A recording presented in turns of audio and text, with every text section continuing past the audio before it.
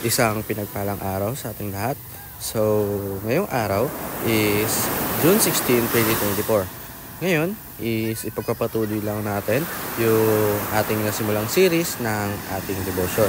Pero bago natin simulan or pagpatuloy yung series ng ating devotion is muli muna natin balikan or konting papiaw doon sa naging series natin last week para doon sa mga tao na bago lang ng tagapanood at tagapakinig sa ating talakayan.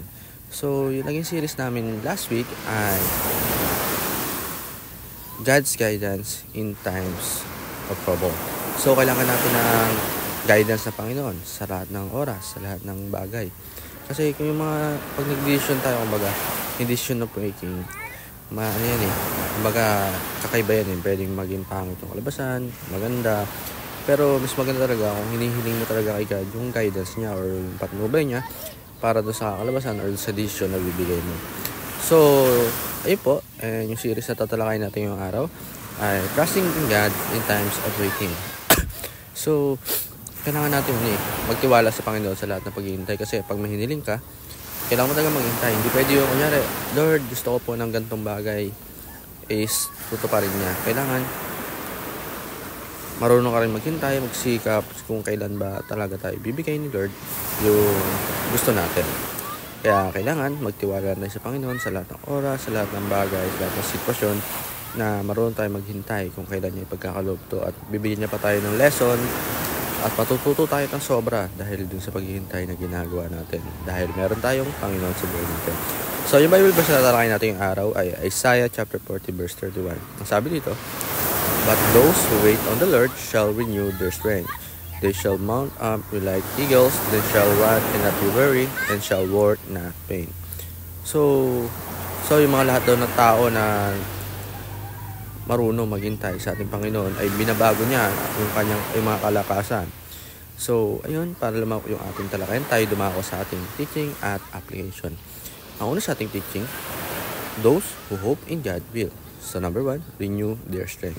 So, lahat ng mga marunong maghintay doon sa pang-hope ng God's will o sa will ng ating Panginoon ay kumbaga binabago yung strength. Mas kumbaga kung malakas tayo yung strength natin is pinapatatag at pinapalakas pa rin ng Panginoon yan dahil tayo marunong magtiwala at meron tayong hopes kung ano nga ba ang gusto ng Panginoon.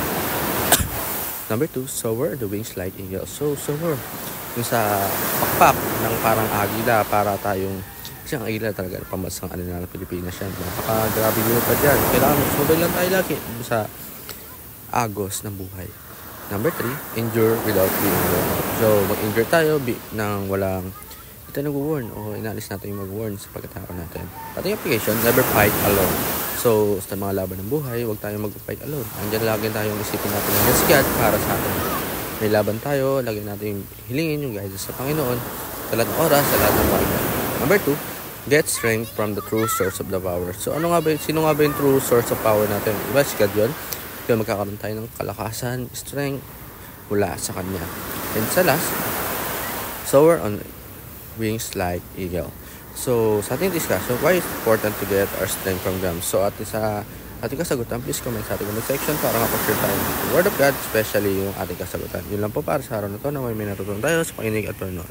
God bless to all.